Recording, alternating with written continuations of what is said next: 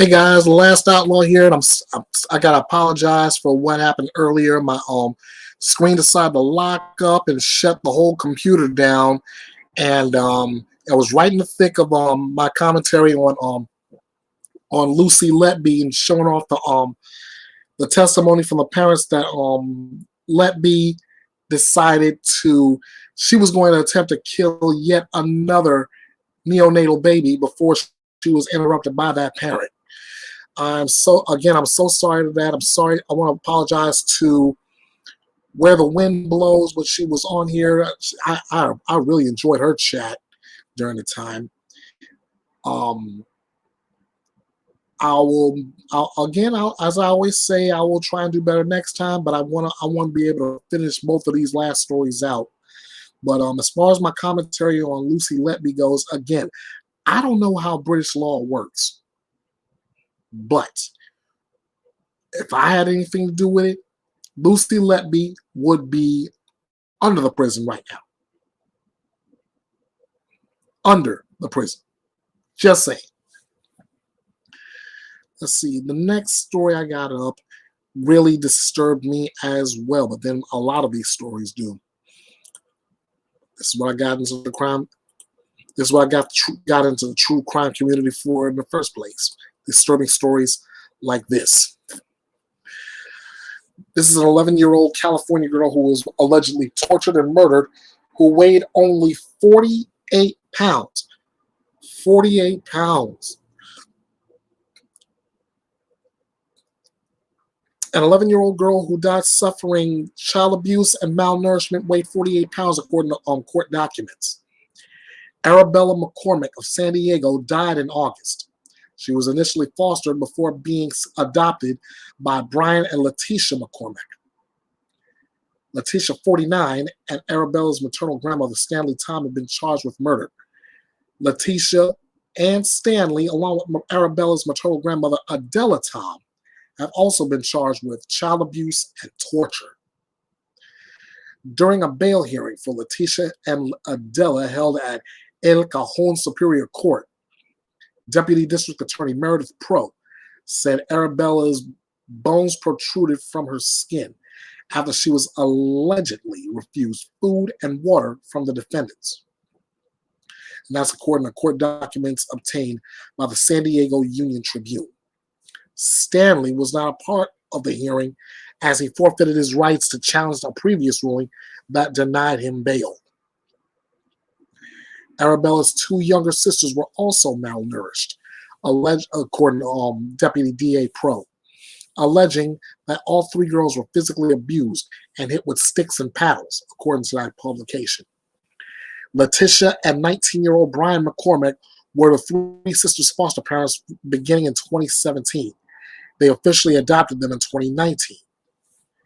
Brian fatally shot himself while being approached by officers shortly after Arabella's death. Pro said, according to San Diego's CBS 8, that if Brian had not died by suicide, there would be a fourth defendant in this case.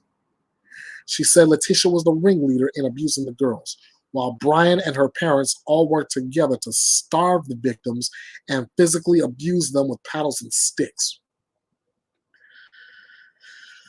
Pro said the girls couldn't have friends over and were barred from using the bathroom. Messages between her foster parents show that Brian believed Arabella was starving to death and believed she was going to die. Along with allegedly suffering malnutrition, Arabella was recovering from 15 bone fractures that Pro said occurred just months after she died. The three defendants could face life terms if convicted. Gregory Garrison, the defense attorney for Letitia, says she should be granted bail because she has no prior arrests, no prior convictions, and there's no evidence. Let me say again, there is no evidence to support an argument that she poses a danger to the public. Adela's public defender, Randy Wagner's, added of his client, she, I think more so, does not represent a danger to the community. She's 70 years old. She's frail. She hasn't driven a car in 3 years. Judge Kathleen Lewis ultimately denied bail for Letitia and Adela. Their respective attorneys did not immediately respond to requests for comment. It's not clear who's representing Stanley and can comment on his behalf.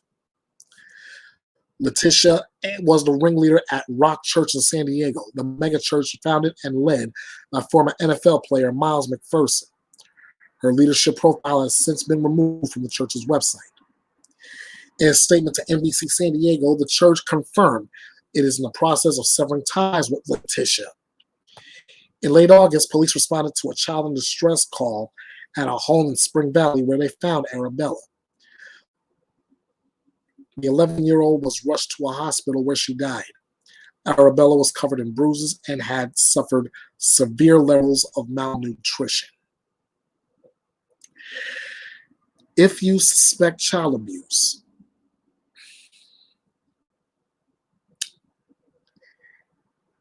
and I can testify to my own. Before I was adopted by a caring, loving family, I was the victim of child abuse myself. I was malnourished. I was beaten. So don't think for a second that I don't take a case like this personally. But if you suspect child abuse, you are urged to call the Child Help National Abuse Hotline at 1-800-4-A-CHILD. That's 1-800-422-4453 or code to www.childhelp.org. All calls are toll-free and confidential. And the hotline is available 24 hours a day, 7 days a week, in more than 170 languages. I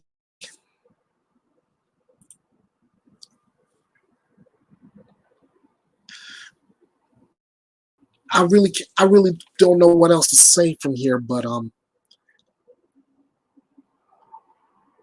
I can understand what those girls have gone through, and I actually hope that the 2 remaining girls are removed from that house. I hope that they found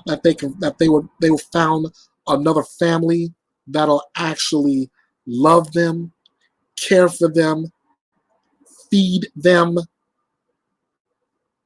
and do right by them. Because from what I'm witnessing, from what I just read,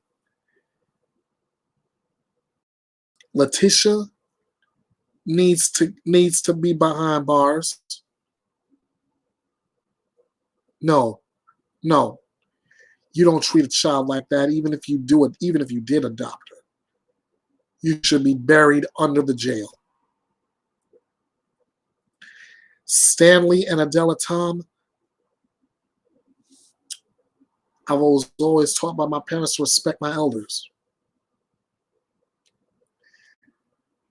But I have no respect for these 2. I don't care if they are 70 and 75 years old. I have zero respect for them if they had a hand in the abuse, the torture, and the murder of little Arabella. So you too can be buried alongside Letitia under the jail. No child deserves to be abused like that. None. So anybody wants to jump on here and say, oh, you should have sympathy for them because of their old age. I have none. My sympathy is for Arabella. My sympathy is reserved for her 2 sisters. I have none for Letitia McCormick, Stanley Tom, or Adela Tom. I will make that clear as day. I have no sympathy for them. None.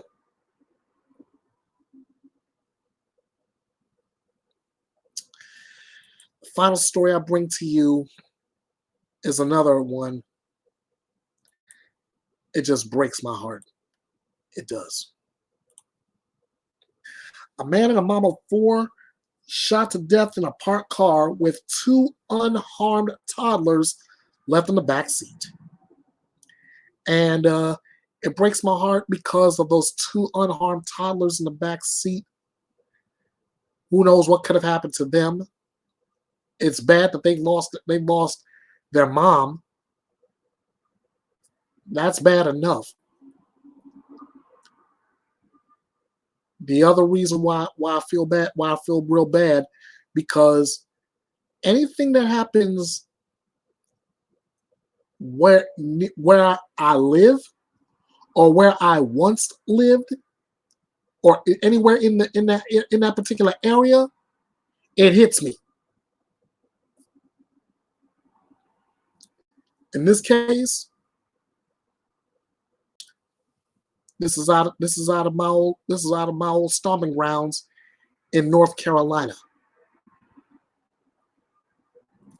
On last Thursday morning, employees arriving to work at Barn Hill Construction in Rocky Mount, North Carolina's business district stumbled across a man and a woman who had been shot in their parked car, along with two young children alive in the cold back seat. According to ABC 11, shout out to ABC 11, WTVD, Durham, Raleigh, Fayetteville, love you guys. An employee showing up to work around 6 a.m.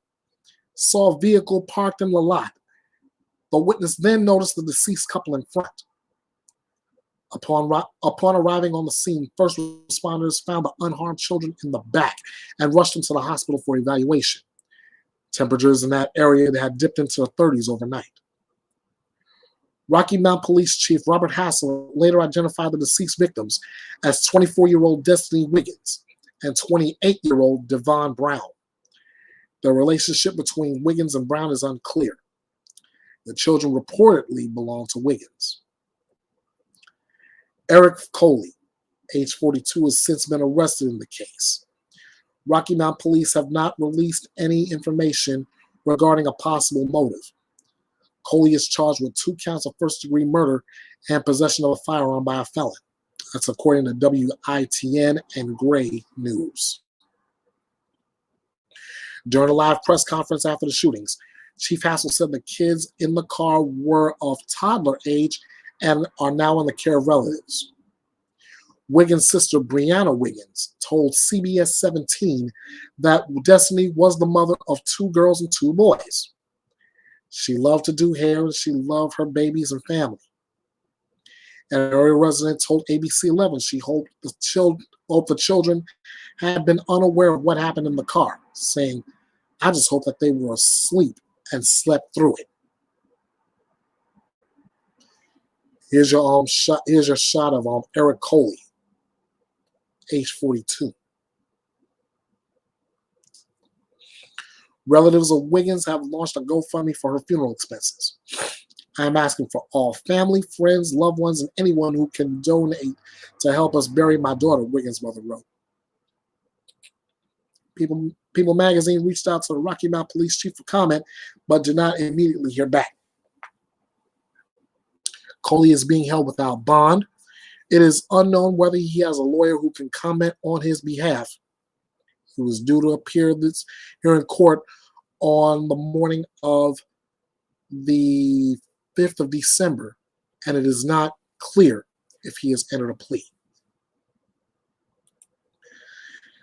Ladies and gentlemen, all I can say is, again, where my sympathy lies are the children. My sympathy lies with the children. I mean, it hurts me to my heart that oh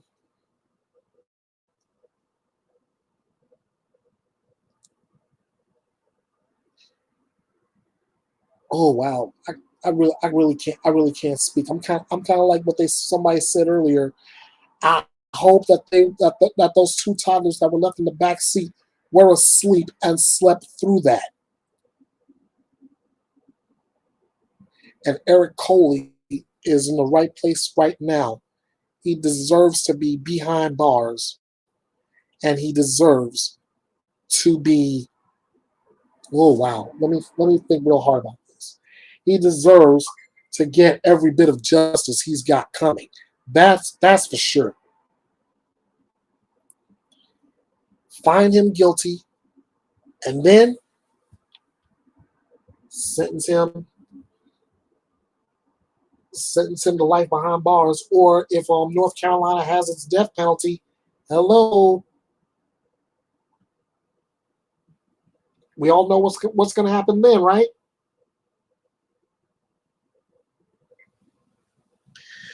Either way, those kids are going to be left without a mother, and if Devon Brown is related, potentially a father.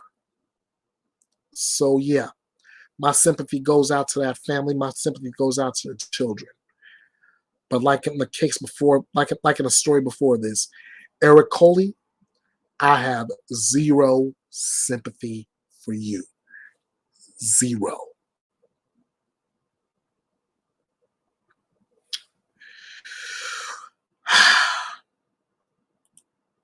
I don't get it. As much as I try, I just don't get it. But then again, I say that's why we do this true crime thing.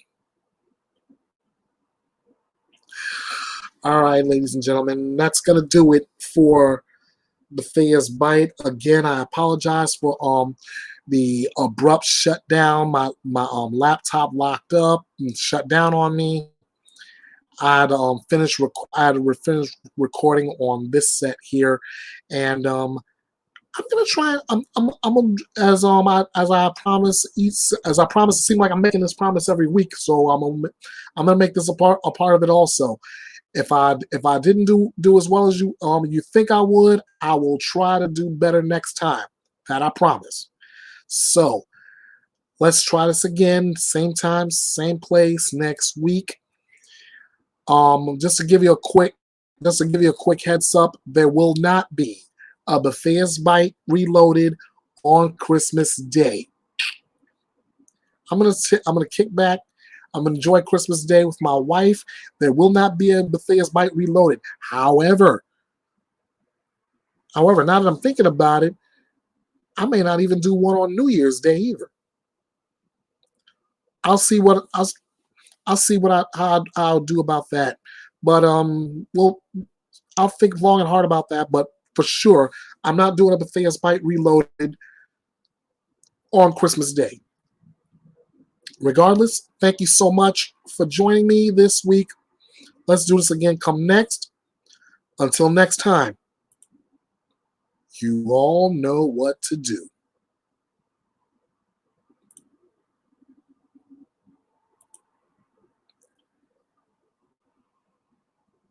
Bye. Hey guys, this is the Last Outlaw.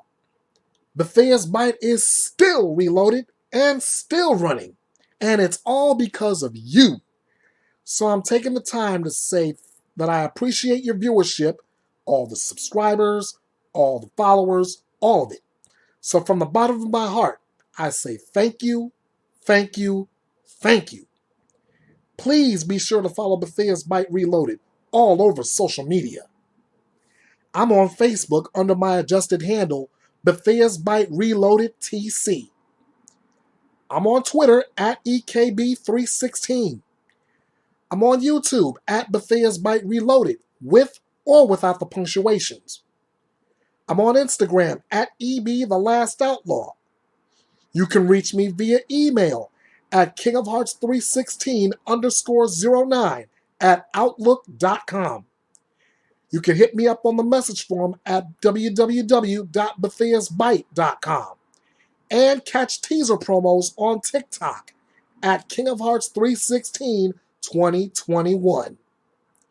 This is the home for news, opinions, debates, your voice, and justice served.